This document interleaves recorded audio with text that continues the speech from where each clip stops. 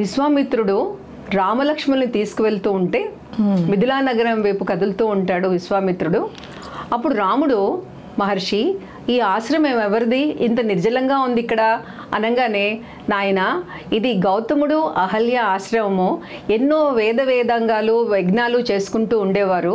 ఒక రోజున గౌతమ ముని ఆశ్రమానికి ఇంద్రుడు ముని వేషంలో రావడము, అహల్యని పొందడము జరిగింది. అప్పుడు గౌతముడు కోపంతో శపించడం జరిగింది. గౌతముడు తపస్సు చేసుకున్న సంపన్నుడు, ఆయన అహల్యకి పరివర్తన రావాలి, ఆవిడకి ఒక రకమైన శిక్ష కాకుండా శిక్షణ ఇవ్వాలి అని సంస్కరించాలి అనే ఉద్దేశంతో ఇహ వర్ష సహస్రాన్ని బహునిత్యం నివసతి వాయుభక్ష నిరాహార తప్యంతి భస్మసాయిని అదృశ్య సర్వభూతానం మాత్రమే స్మిత వత్సాసి అంటారు. అంటే అనేక సంవత్సరాలు తపస్సు చేసుకుంటూ నీవు వాయుభక్షణిగా, అంటే వాయువునే ఆహారంగా తీసుకో, ఆహారంలో ఏదో తేడా రావడం మూల నీకు మనోవికారం కలిగి దుర్మతిగా ప్రవర్తించావు.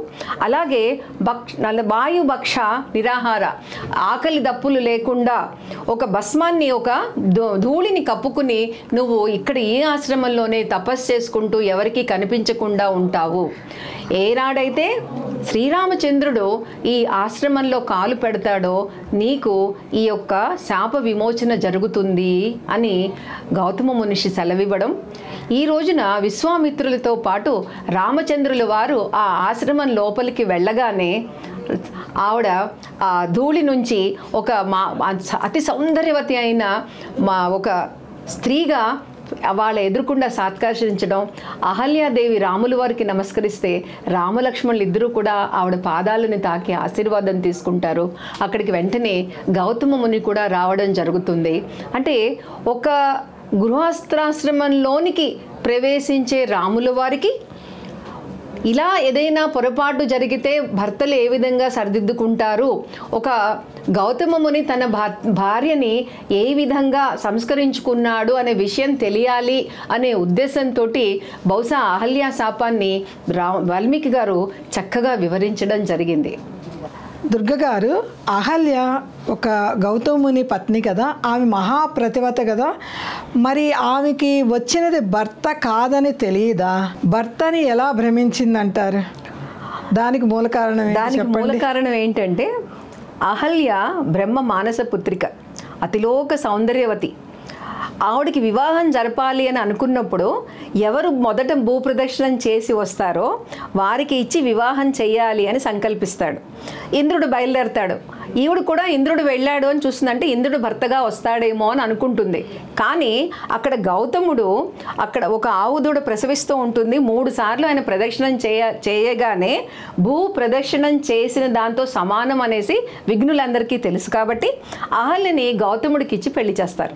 ఎప్పుడైతే గౌతముడిని పెళ్లి చేసుకున్నాక అహల్య ఒక గృహిణిగా ఉందో, అయినా కూడా ఇంద్రుడు మునివేషంలో రావడము, తర్వాత వాళ్ళ యొక్క విషయము ఈ మనోవికారం దుర్మతి, ఈవిడికి కూడా మనోవికారం కలిగింది, ఆ చేయకూడని పొరపాటు చేసింది అని గౌతమునికి తెలియడం, అయినా ఆవిడని సంస్కరించుకోవాలి అనేసి కొన్ని రోజుల పాటు ఏ ఒక్క ఆహారం లేకుండా ఎవరికీ కనిపించకుండా తపస్సు చేసుకుంటూ ఇక్కడే ఉండు అని ఆయన ఒక బండరాయిలాగా పర్వతాలకి వెళ్ళిపోవడం.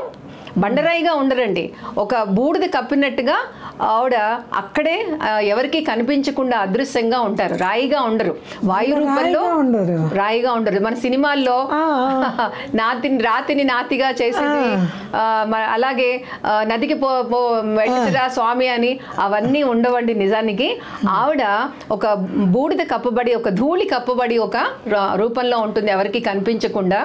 ఎప్పుడైతే రాములు వారు అడుగు పెట్టారో ఆవిడకి దివ్యమైన అందమైన రూపం వస్తుంది. ఆవిడ చాలా సంతోషపడి రాముడికి ఆతిథ్యం ఇస్తుంది.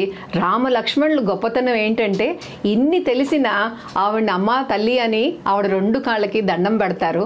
అది రాములు వారి యొక్క గొప్పతనాన్ని ఆయన వ్యక్తిత్వాన్ని మనం చాలా గొప్పగా చెప్పుకోవాలి. ఇది అహల్య వృత్తాంతము.